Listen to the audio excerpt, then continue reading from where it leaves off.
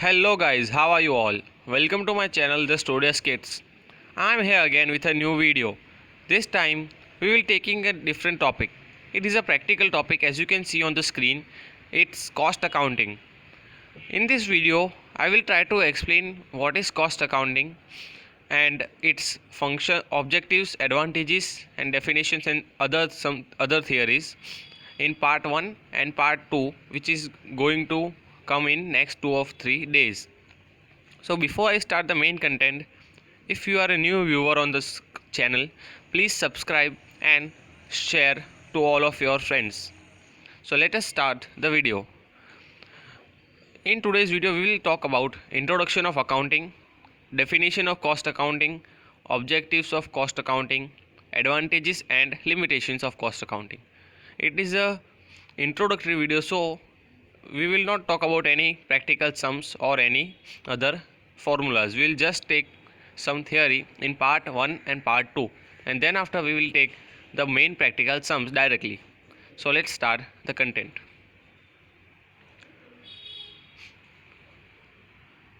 In order to run the firm successfully, the management has to take several important decisions regarding their products and services.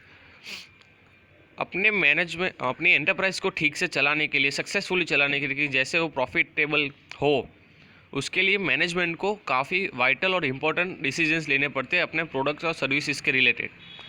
तो वो decisions क्या है कि first तो what should be the ideal selling price, is the cost incur is reasonable, is it possible to reduce cost of production without compromising the efficiency, are we using our full resources? So sir, these are the questions. So what should be the ideal selling price? Ideal selling price हमारी क्या होनी चाहिए जिससे कि जिससे एक consumer हमारी product लेने के लिए अट्रैक्ट हो. The next is cost incur is reasonable. जो हम एक प्रोडक्ट पे खर्चा कर रहे हैं, कॉस्ट कर रहे हैं, क्या वो रीजनेबल है या उससे कम हो सकता है. Third is it possible to reduce cost of production without compromising the efficiency. क्या ये पॉसिबल है कि हम कॉस्ट ऑफ प्रोडक्शन जो है हमारा पर यूनिट वो रिड्यूस कर सके और उसकी एफिशिएंसी घटाए बिना. फोर्थ है क्वेश्चन कि are we using a full resources. क्या हम पूरे रिसोर्सेज को यूज़ कर रहे हैं या अब भी कुछ रिसोर्सेज अंडर यूजेज है या वेस्ट हो रहे हैं. सो इन सब सवालों का जवाब हमें कॉस्ट अकाउंटिंग दे सकता है. Decisions regarding such questions are taken after proper analysis of cost figures. Such figures can be derived by using cost accounting. Directly cost accounting हमें ये नहीं देता कि हाँ या ना ऐसा एग्जैक्ट आंसर, बट वो हमारे सामने एक एग्जैक्ट फिगर्स रखता है. कॉस्ट फिगर्स, प्रॉफिट फिगर्स हो गई, एफिशिएंसी फिगर्स हो गई, लास्ट ईयर की, करंट मंथ की, लेबर का वेजेस हो गया, मटेरियल यूजेज होगा, टाइम रिक्वायर्ड हो गया, टाइम यूजेज हो गया. ये सब कॉस्ट फिगर्स हमें कॉस्ट अकाउंटिंग देता है, जिस पर से मैनेजमेंट ये कुछ ऐसे डिसीजंस ले सकता है कि जिसे उसका प्रोडक्ट डायरेक्टली अफेक्ट करता हो. सो now let's start the main theory.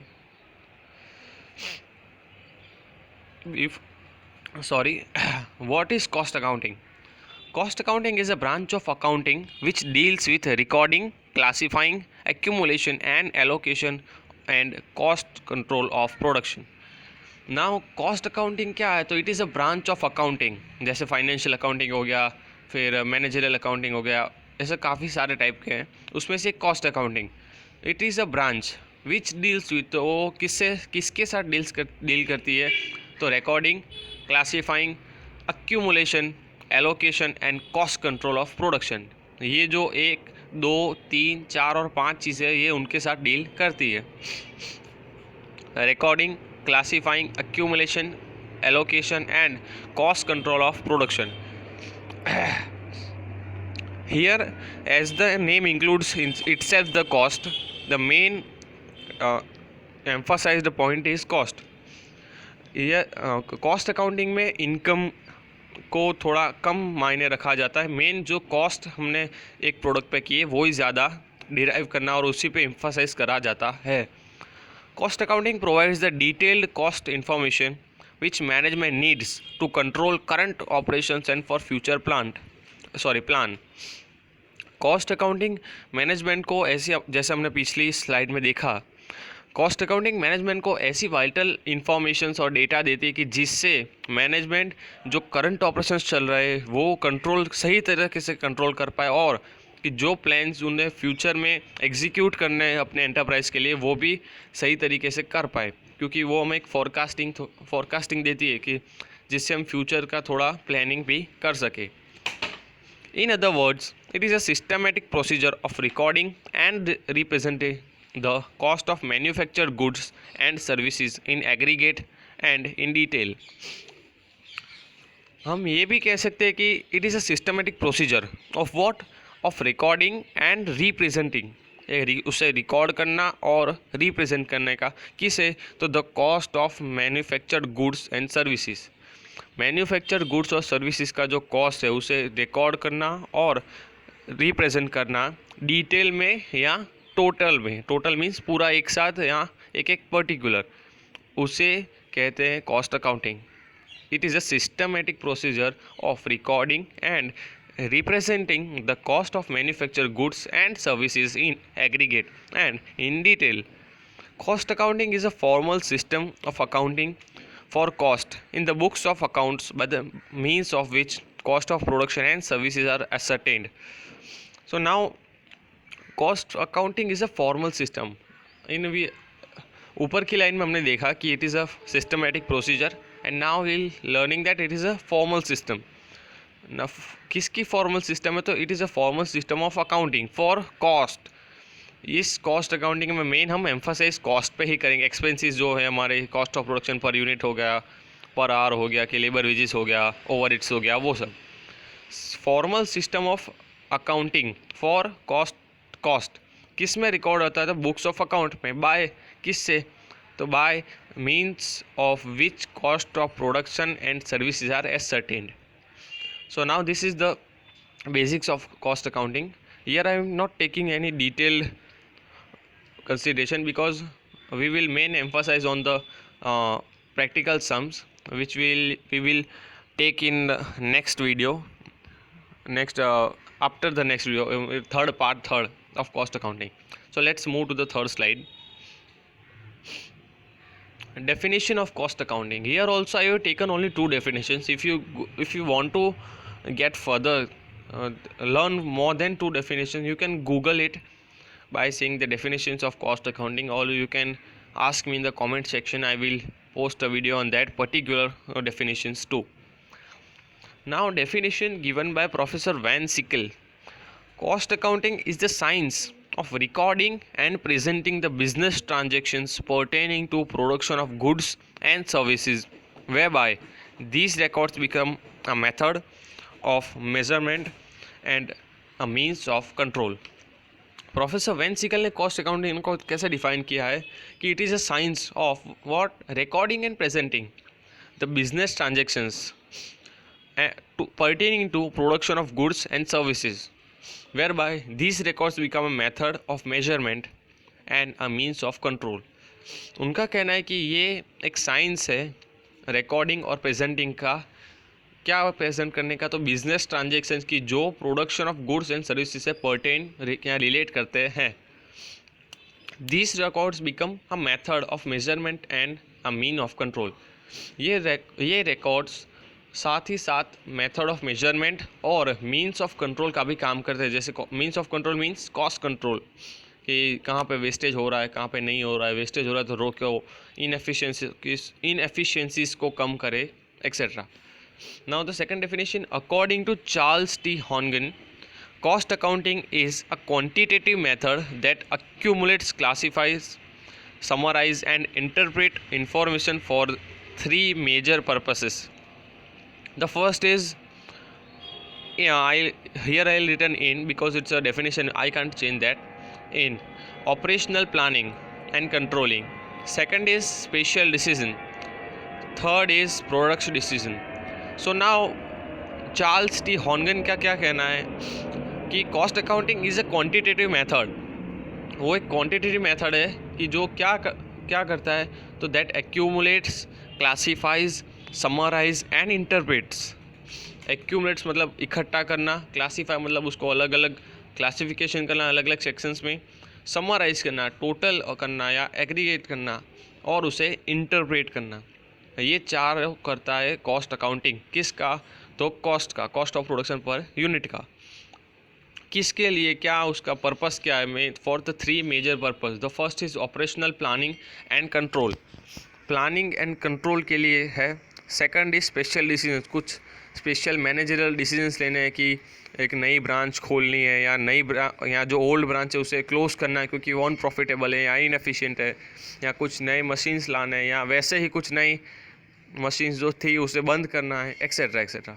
Third is product decision. एक प्रोडक्ट डिसीजन में शायद एक प्रोडक्ट में कुछ ज़्यादा प्रॉफिट हो रहा है तो उसका प्रोडक्शन बढ़ा देंगे। उसके सामने अगर एक प्रोडक्ट का जो प्रॉफिट है वो कम है तो वो प्रोडक्ट की प्रोडक्शन जो है उसे घटा देंगे। सो ये होगा product decisions. So let us go to the next, it will be the objectives of cost accounting. The main objective is to determine the per unit cost of production of products and services. Cost accounting का main जो objective है वो क्या है कि per unit cost of production of product and services को determine करना या एसरटेन करना, जानना। मैनेजमेंट इसी को बेस रख के आगे के डिसीजन ले पाएगी कि उनका पर यूनिट कॉस्ट कितना है। Cost accounting also provides useful information for comparison purpose. Cost figures of current month can be compared with the figures of last month or the last year. Cost accounting management को comparison purpose के लिए भी काफ़ी useful है। कैसे? तो जो current month के कॉस्ट है कि फर्स्ट मार्च से 31 मार्च का, वो मैनेजमेंट लास्ट ईयर या लास्ट मंथ के कॉस्ट से भी कंपेयर कर पाएगी और उससे देख पाएगी कि यहाँ लास्ट मंथ से या लास्ट ईयर से अभी का हमारा प्रॉफिट ज़्यादा है, कम है, इक्वल है, कि अब हम अनप्रॉफिटेबल हो रहे हैं, etcetera.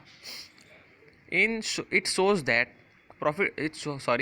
The profitability of different products which helps management to take further production decisions.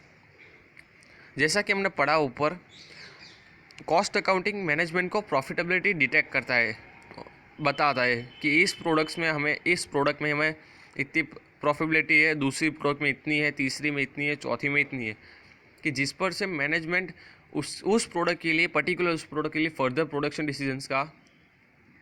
Decision ले सके। कैसे? शायद प्रोडक्ट ए है तो उसमें 10 रुपीज़ प्रॉफिट हो रहा है तो कंपनी जो है उसका प्रॉफिट बढ़ा देगी, और जो प्रोडक्ट बी है उसमें हमें 2 रुपीज़ का लॉस हो रहा है तो उसका प्रोडक्शन धीरे धीरे करके घटाएगी और फिर एक टाइम आएगा कि जब बंद कर देगी। तो ये हुआ production decisions. The fourth is detection and elimination of any miss appropriation can be done. अगर बाय चांस कोई भी मिस अप्रोप्रिएशन हो रही है कि प्रोडक्शन में या लेबर वर्किंग में या वेज रेट पेइंग में कोई भी टाइप की मिस अप्रोप्रिएशन है तो वो डिटेक्ट हो सकती है और एलिमिनेट भी हो सकती है। किससे? तो कॉस्ट अकाउंटिंग से। As the cost accounting provides the exact cost figures to management, it becomes based at the time of selling price fixation. Cost accounting हमने देखा कि उसका की ऑब्जेक्टिव है कि उसको एग्जैक्ट कॉस्ट फिगर्स देना, कि वो कॉस्ट फिगर्स क्या है? Per unit cost of production. तो per unit cost of production मिलते ही सेलिंग प्राइस के फिक्सेशन के टाइम पर मैनेजमेंट के लिए इतना आसान हो जाएगा कि उसे पूरा प्रोसेस दोबारा नहीं करना पड़ेगा, कि जो कॉस्ट ऑफ प्रोडक्शन है उसी में उसके अपने खर्चे ऐड करके सेलिंग प्राइस डिसाइड कर देना होगा। It also helps to eliminate और reduce the wastage. Now here wastage in terms of not something to be thrown out of the form.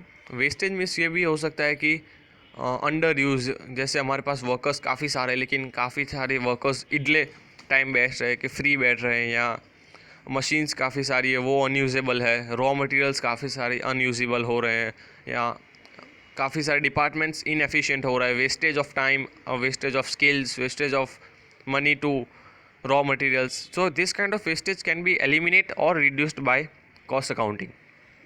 Now seventh is cost accounting also provide a vital information to management for preparing budgets.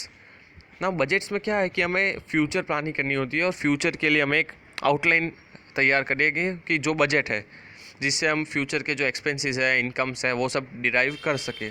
तो cost accounting is also a very is playing a also very vital role in the budget too, because it also gives a forecast of the future expenditures. So now let's move to the advantages, because there are, I have taken only 7 objectives. I have seen there are many objectives, maybe 12 or 13 or 15, but यहाँ पे मैंने सिर्फ 7 ही लिए, because अगर मैं ज़्यादा लेता तो video can be more lengthy. So let's move to the next slide. Advantages. First advantage is sorry, cost determination. Cost account provides an exact per unit production cost of manufactured products and rendered services, from which the cost on a particular product can be ascertained. ये line हमने पूरी तरह से पढ़ चुके हैं कि cost account हमें एक exact per unit production cost देता है मैन्युफैक्चर प्रोडक्ट या सर्विसेज का, जिस पर से हम उसकी एक पर्टिकुलर कॉस्ट डिटरमाइन कर पाए. सीधी बात है, हम कि उसको हमें डायरेक्ट एग्जैक्ट कॉस्ट दे देता है कि जिसमें हमें वो प्रोडक्ट कंपनी में पड़ रहा है, हम प्रोडक्ट प्रोड्यूस कर रहे हैं. Price fixation. Cost account is very helpful for selling price fixation, as it provides an accurate expense of the product. The management can set the selling price by adding some predetermined profit percentage. Now, जैसे हमने objective में भी देखा, it is very helpful in selling price fixation. ये तीनों word एक साथ है, सेलिंग प्राइस फिक्सेशन, कि जो सेलिंग प्राइस है उसे फिक्स करने में वो काफ़ी हेल्पफुल है, क्योंकि वो एक accurate price, cost of production price हमें देता है कि जिस पर मैनेजमेंट अपना कुछ परसेंट ऑफ प्रॉफिट जो प्री डिटरमाइंड है कि भाई मीटिंग्स में वो डिसाइडेड है कि भाई हम कॉस्ट ऑफ प्रोडक्शन अगर 100 रुपीज़ है तो उस पर 10% यानी 110 हमारा जो सेलिंग प्राइस है वो होगा, तो 10% जो हुआ वो हुआ प्रॉफिट परसेंटेज, आप you can say profit amount. Sorry. The third is guide for decision making. Cost accounting provides necessary data and information to management to take any decisions regarding production, cost of production, etc. It also helps in preparing the policies which has to be formulated in future. Now, guide for decision making. Cost accounting एक ऐसी information और ऐसा data managers को provide करता है कि जिसे वो एज ए गाइडलाइंस यूज़ कर सके अलग अलग चीज़ें और अलग अलग डिसीजंस को फॉर्मुलेट करने के लिए. जैसे कि लेबर रेट हो गया, सॉरी लेबर्स का नंबर हो गया, रॉ मटेरियल्स के रिलेटेड हो गया. अगर प्रॉपर कॉस्ट अकाउंट से हमें ऐसा मिल रहा है कि हमें शायद और लेबर्स को रिक्रूट करना चाहिए तो मैनेजर्स वो कर सकते हैं, या कुछ को हमें निकालना पड़ेगा तो वो भी कर सकते हैं. It also helps to in preparing policies. वो फ्यूचर पॉलिसीज़ बनाने में भी हमारी काफ़ी हेल्प करता है कि जिसे हम फ्यूचर में ही फॉर्मुलेट करने वाले, तो उसे वो हमें एक आउटलाइन देता है कि जिसके अंदर रह के हमें वो पॉलिसीज़ बनानी है. So now let's go to the fourth advantage, cost accounting. Eliminate the wastage. Cost accounting throws the light on the areas where wastage or inefficiencies is occurring, such as wastage of material, idle time of workers, leakage, under usage of machine power, etc. This helps the management to make necessary improvements. So now, cost accounting हमें elimination of wastage में कैसे help करता है कि वो management का attention उस पर ले जाता है कि जहाँ पे कि जिस एरियाज़ में वेस्टेज हो रहा है, वेस्टेज या इनएफिशिएंसीज हो रही है ना, किस तरह की वेस्टेज और इनएफिशिएंसीज, जैसे हो गया wastage of materials, idle time of workers, leakage, under usage of machine power, etcetera. कि हमारे पास जो वर्कर्स है वो पूरा काम नहीं कर रहा है, बैठे रह रहे हैं, या मशीन है वो पूरी यूज़ नहीं हो रही है, या कुछ लीकेज है, या रॉ मटेरियल्स पूरे यूज़ नहीं हो रहे हैं या वेस्ट हो रहे हैं, एक्सेट्रा. जो भी वेस्टेज या इनएफिशिएंसीज है वो कॉस्ट अकाउंटेज हमें डेपिक्ट करता है, बताता है. This also helps the management to take necessary improvements. The fifth is improving efficiency. Cost accounting draws attention to misappropriations and inefficiencies of department. Though the management can take remedial decisions in order to correct that misappropriation and make it working more efficiently. Now cost accounting management का attention draw करती है किस पर, तो जो miss appropriations और inefficiencies departments में हो रही है उस पर, कि जिससे मैनेजमेंट वो मिस अप्रोप्रिएशंस और इनएफिशिएंसीज को आइडेंटिफाई करके उस पर रेमेडियल डिसीजंस ले सकता है, कि जिसमें जिसमें वो उन मिस अप्रोप्रिएशंस को या इनएफिशिएंसीज को एफिशिएंटली वर्किंग बना सकता है, वो डिसीजन लेने में हेल्प करता है, जिससे एफिशिएंसी इम्प्रूव हो सकती है. So now this are the I have only taken five advantages. Now let's move to the limitations. Firstly, I have only taken the 2 limitations because there are more than 7 or 8 limitations. 7 और 8 limitations थे, लेकिन मैंने यहाँ पे 2 ही लिए हैं, because our main topic is the practical sums. So now let's see the first limitation. Complicated. Cost accounting is very complicated and not easy to understand for a idle person, as it includes many important steps such as classification, allocation, apportionment, etc. In many cases, even a large number of employees are not familiar with this system. So before introducing the system in the firm, the management has to train its employees properly by account experts and accountants. Cost accounting एक काफ़ी complicated process है, और ये किडले person के लिए जानना और समझना easy नहीं है. It includes many important steps such as classification, allocation, apportionment, etc. ये कॉस्ट अकाउंटिंग काफ़ी सारे इम्पोर्टेंट स्टेप्स इंक्लूड करती है, कि जो इस सिस्टम को काफ़ी कॉम्प्लिकेटेड बना देता है. और इस सिस्टम कई बार ऐसा भी होता है कि एक फॉर्म में काफ़ी सारे एम्प्लॉयज़ को ये सिस्टम फेमिलियर नहीं आती है, या वो इस सिस्टम से वो फेमिलियर नहीं होते हैं.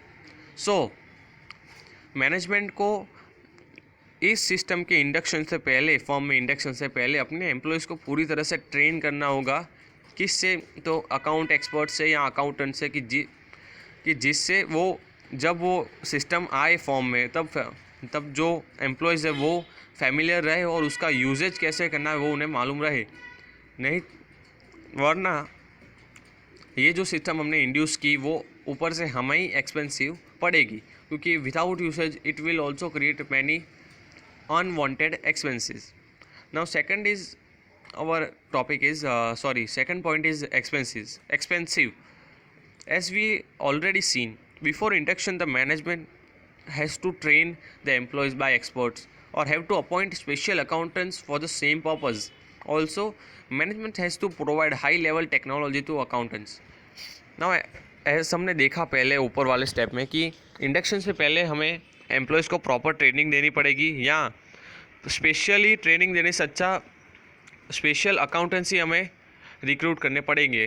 तो इन दोनों चीज़ों में, या ट्रेनिंग देने में या अकाउंटेंट्स रिक्रूट करने में, दोनों में हमारा जो खर्चा है वो बढ़ेगा, क्योंकि स्पेशल अकाउंटेंट्स जो हम रिक्रूट करेंगे उनका भी जो सैलरी हमें चुकानी पड़ेगी वो भी काफ़ी ऊँची होगी, या जो एक्सपर्ट हम ट्रेनिंग के लिए बुलाएंगे उनकी भी फ़ीस काफ़ी हाई होगी. और इसके साथ साथ अगर हम इट डजेंट मैटर दैट अगर हम अकाउंटेंट्स ला रहे हैं या एक्सपर्ट्स को बुला रहे हैं, हमें उन्हें एक हाई लेवल टेक्नोलॉजी भी प्रोवाइड करनी होगी, जैसे कंप्यूटर्स हो गए, फिर वाईफाई कनेक्शंस हो गया, फिर इलेक्ट्रिसिटी हो गया, फिर टोटल उन्हें जो भी सिस्टम चाहिए हाई लेवल टेक्नोलॉजी के, वो उन्हें प्रोवाइड करनी होगी. क्यों? क्योंकि वो होगी तभी वो ट्रेन कर पाएंगे या अपना काम कर पाएंगे. Without that they will be not useful to the firm. So guys, this is the video. Here in this video we will talk about talked about the objectives, definition, advantages, limitations, and in next video we will also talk about some theory, because हम try करेंगे कि 2 part में ये theory complete हो जाए. And if you like the video, आपको अगर अच्छा लगा वीडियो तो please like the video and share to all of your friends and groups, and don't forget to subscribe the channel and press the bell icon. Thank you very much. We will meet in next video. Bye.